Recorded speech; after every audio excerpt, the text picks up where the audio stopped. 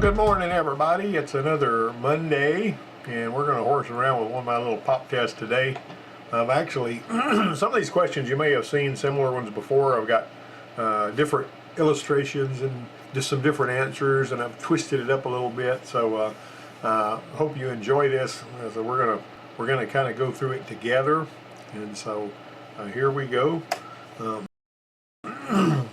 What important steps should be taken before servicing a partly charged vehicle air conditioning system? I put an extra A in that question there. You can tell I've been, it's really something how you can read that thing over and over and over again and you still wind up seeing the same stuff, you know. And then you look at it whenever it's real, and here it is. The car must be allowed to completely cool. The engine bay must be heated to operating temp. Flammability must be checked using a torch. A hot cold nitrogen leak check must be performed. Now there's question 2. The refrigerant shown here should be A, recovered with a dedicated machine, B, recycled using R12 equipment, C, stored in a gray and yellow tank, or D, both A and C. Question 3. Technician A says refrigerant pressure switches are typically used to, you notice this is the only technician in this question. He's a technician A, but he's the only guy there. I just wanted to change it up a little bit too. Do they cycle the compressor? Do they cycle a radiator fan? Do they do both, or do they do neither? I can put you a little schematic up there, you know. Question 4. Key on. A low impedance test light is connected between ground and the point indicated by the arrow. What will happen? The relay will close, you'll damage the PCM, the relay will open, or a code will be stored. And here's question 5. What is the purpose of this diode? A, it acts as a slow blow fuse. B, it shuts down the compressor. C, it prevents an inductive spike. Or D, it jump starts the compressor. Question 6. The evaporator discharge sensor signal is used to A, prevent high system pressure. B, prevent mold or mildew odors. C, prevents evaporator icing, or D, reports evaporator pressure. Question 7. Sending a B+ signal into the wire at amplifier pin 11, you hear the compressor cycle on. What does this mean? Now you got to remember the key is on here. Does it mean the compressor clutch coil isn't grounded? The amplifier to the relay circuit is faulty, the relay and clutch circuits are good, or all of the above? Question 8. Why would the AC switch have a ground wire in addition to a power and switch signal circuits? A, to prevent high spurious voltage spikes. B, to provide a ground for the indicator. C, to provide a ground for the signal. Or D, to provide a ground for the relay. Question 9. What should this low impedance test light be expected to do here? Fuse removed, key off. That's really important that you got the fuse removed and the key off. Alright. Illuminate brightly, blow the fuse, remain totally dark, or energize the clutch. Question 10. If the blower relay is always energized, which speeds will work? A, low speed. B, medium. C, high speed. Or D, all speeds. Now then, I guess we'll plow through the answers now. This is not really taking a very long time, is it? Question 1 is an important step, and I got a story to tell about this. The important step should be taken is that the engine bay must be heated to operating temperature. Now, your newer refrigerant machines are supposed to remove most, 98% of the refrigerant or whatever. I had a really good refrigerant machine though when I was at the college, and it was Robin Air, but I bought it from the Mac Tool guy, which really ticked the guy off at the local CarQuest Tools division. He came over grumbling at me because I didn't buy it from him.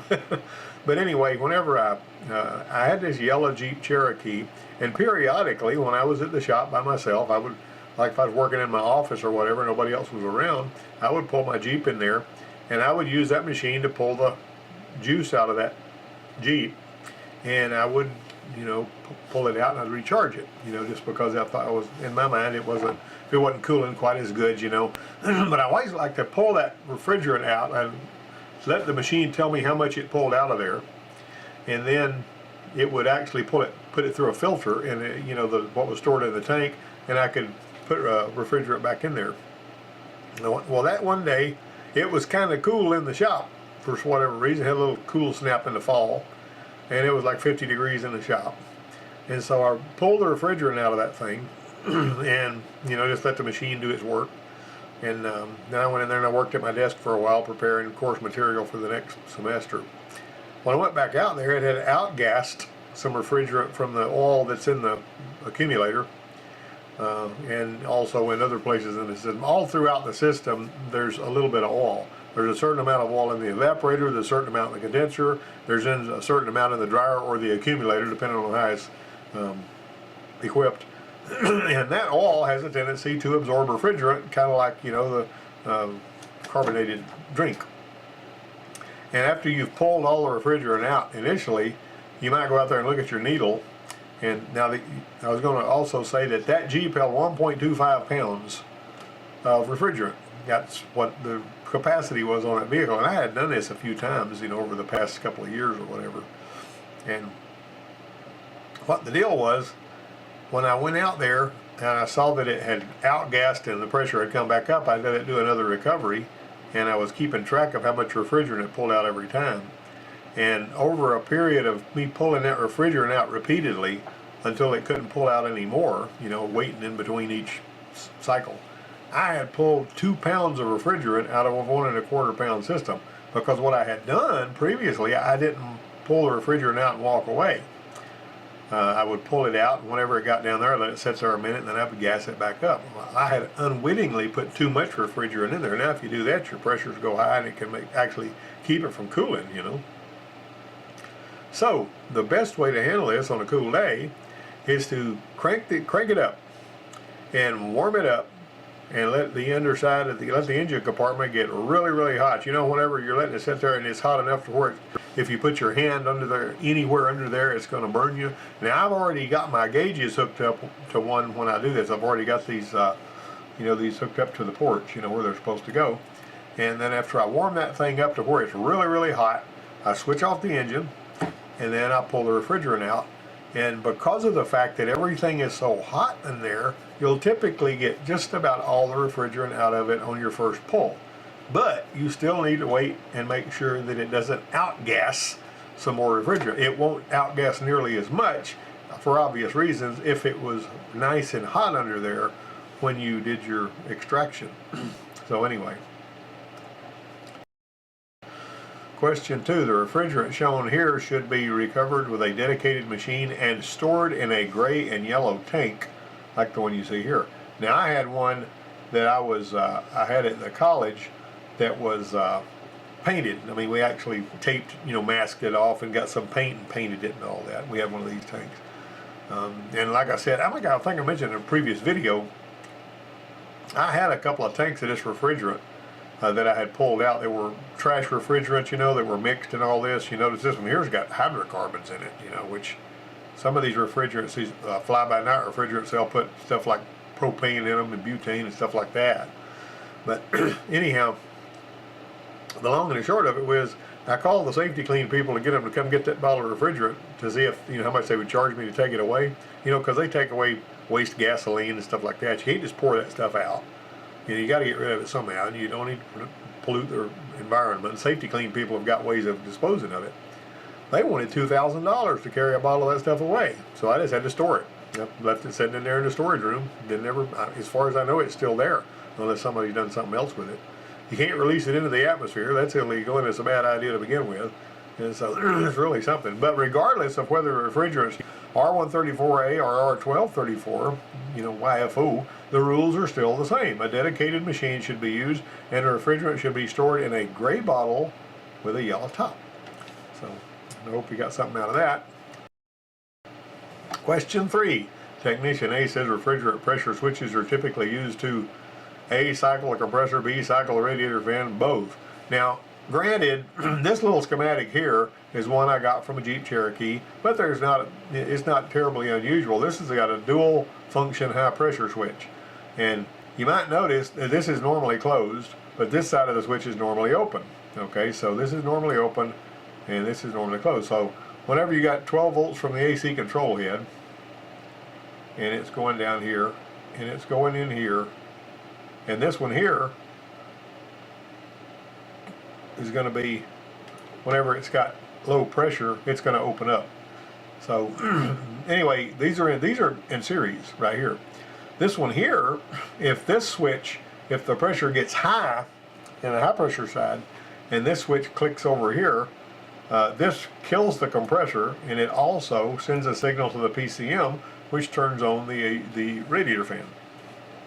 And in spite of the fact that the Cherokee had a belt-driven fan and an electric fan, but that's what this one does. So the switch can do that. Now some of them will have a transducer that will actually give you an analog reading on there of how many pounds of pressure is in that system.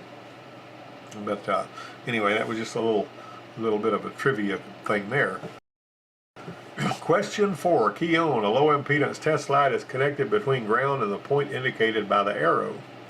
The relay will close. If you've got a low impedance test light, that's one of those test lights that pulls about 1/4 amp, and you hook it between ground and you go to a place, the PCM, see, you notice this is hot and run, that's a key right there, and then this is basically feeding this coil, and you're going to see 12 volts here. As long as that PCM doesn't have that grounded, you're going to see 12 volts right here. So you hook your test light between battery ground and here, through that test light bulb, you're going to get some current flowing. I'm going to put this here to ground, obviously. You're going to get some current flowing through that little bulb because of the fact that it's low impedance. Now, high impedance would be like an LED or one of those lights that would burn without, that pulls almost no current at all. And this one here pulls about 0.25. So anyway, here you are energizing this relay by feeding the ground through the test light bulb. Now the test light bulb might light up dim, but one of these relay coils typically has about 70 ohms, and this there's a whole lot less resistance in this bulb than there is in this coil, so the coil is going to respond to this test light just like it was a ground. I used to really enjoy using low impedance test lights to test things because you could turn on relays with them and stuff like that. Now you got to know when to use them and when not to use them. If you've got a reference voltage line coming out of the engine controller going somewhere, you don't need to be going into that with a test light. You got to know when to use a meter and when to use a test light. But a meter can lead you astray, and where a test light will tell you the truth. A test light, if it's not pulling enough current though, if you've got a current carrying ground on like 20 or 30 amp circuit, you need to use something heavier than a test light bulb to check it with. But some kind of a headlight bulb or a couple of headlight bulbs in parallel or something like that. If it's a heavy current circuit that you're testing, if you just take a meter and measure it. Now also, if you're using a meter to measure ohms, you always need to disconnect the battery, because if you don't, even if you're just measuring from point A to point B on the same wire, you may get all kind of spurious readings because there will be a little bit of current flowing through that wire if the battery is connected. So disconnect the battery if you're going to make a ground measurement. Well, this is a funny story I just thought of. My buddy Donnie, and he and I both, back in the really, really early days when we started using meters, we bought our meters from Radio Shack. And a little gray meter, real handy. I used it, for a lot of stuff. I just really enjoyed using that meter. I don't know whatever happened to it. He had one like mine. And he was working on a truck, and for some strange reason, and I don't know if it was a poorly written diagnostic routine or whatever, he had a circuit he was supposed to check the ohms with the circuit live, which didn't make any sense at all, and he knew better than that. And he was sitting there with his meter trying to decide, looking at the thing. He was wanting to trust the book, but he also knew that if you test a live circuit with an ohm meter, you may damage your meter, or at the very least you're not going to get an accurate reading. And he was trying to make up his mind. I don't know what was going on. I just was walking along behind him back there. And about the time he decided to go ahead and trust the book and touch those leads to whatever it was he was checking with that meter, I happened to walk behind him with some bubble paper, and I'm like thought he was going to croak. He was telling me, he says, your timing was incredible. I just knew that damage had occurred because he was already kind of afraid it was going to happen anyway. That just kind of stuck to my mind there, but anyway. Question 5, what's the purpose of this diode? Well, it acts, it prevents an inductive spike. It doesn't act as a slow-mo fuse. It's an induct. Now these can short out and basically cause a short and a fuse blowing and all that kind of stuff. And it doesn't jump start with the compressor. You know, some of your AC compressors that you have on house units will have a big old capacitor that whenever it kicks on, that capacitor will help get the compressor going, you know, so it isn't so much of a heavy load on the contactors or whatever. Well, anyway, this clutch coil is de-energized, is the magnetic field, and I don't have a clutch picture over here, but when the field collapses across all those wires, you know, that's how the ignition coil works. When it collapses, it makes a spike. And that spike runs back up through the wires. You know, I told you about that Cablevision truck where they had an AC style coil driving a shaft, pulling the hydraulic pump for the bucket to make the bucket work. Brand new truck. Whoever put it on there didn't put a diode, this is called a clamping diode, by the way. They did not put that clamping diode in there, and it kept, when they would turn that thing off and on, it kept making 400 volt spikes. It would scream back through the ignition switch into the radio and to fry the radio.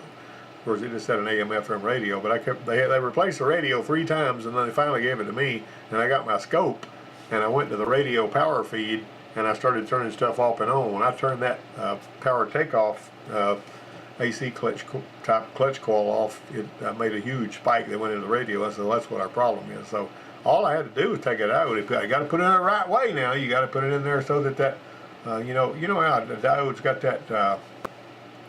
It's all black, but it's got a white stripe right here, right? Okay, and so that's the side. That's how it's mounted like that, you know. This one here, if they were to draw it like that, it would be right in that circuit right there the same way. So you got to make sure. See, 12 volts cannot go back that way. A diode's like a one-way valve, and so this thing right here lets that the voltage is generated from that spike chases its tail through this diode and just goes away. So that's, you know, what a clamping diode's for, and that's what this is for. Question 6. The evaporator discharge sensor signal is used to prevent high system pressure, so on and so forth. Prevents evaporator icing. Now there are mold and mildew odor problems, but that's not what this is about. The mold and mildews, General Motors had some trouble with that with some of their vehicles, and they had an afterblow function, like on some of their Cadillacs, and you could put a kit on some of their Chevy trucks if they started to build that stuff. That sweaty condensation that stayed on the evaporator will make them have a tendency to grow stuff. We had some of that with the Forge too, and we had whoever was putting it in there had to put this really tight mask on his face so he didn't breathe the chemical and die, and he would mist this stuff into the evaporator to kill that mold. Well, the evaporator icing is the issue that the thermistor, and ever since there have been air conditioners on cars almost, particularly on some of your Asian makes and some of the ones from overseas, they would always they actually would have a little alcohol tube going down there, and they have a little switch up there, and it would cycle a compressor on and off to keep the air evaporator from getting to the freezing point. Now, the Ford Fusion doesn't have the evaporator sensor in the evaporator fins. They just have it sitting out there so that it's measuring the air that's coming through the evaporator. You know, and then that can be problematic sometimes. And those little sensors like to go crazy anyway. And usually on a Fusion, that sensor will cause it to just stop working because it'll go open, you know, and then it won't ever let the signal that sends to the module, it won't ever let it turn on the compressor. Anyway, that's what it does. It prevents evaporator icing. Evaporator pressure and evaporator temperature are very similar, but it doesn't report that. The mold and the mildew, I talked about that a minute ago, and you know, and what that afterblow thing does on the Cadillacs and on the Chevy trucks, whenever it's got it on there, you shut it off, you walk by it in the garage, and the fan kicks on and runs for a little while, and it dries the evaporator off to keep that mold and mildew from growing in that moisture and all that. I have a tendency to want to use mine on max all the time. I don't hardly ever use the norm setting, and so I don't have a lot of condensation issues like that, although there is some. you know, because when you first get in there, you're going to have moisture in the vehicle and all that.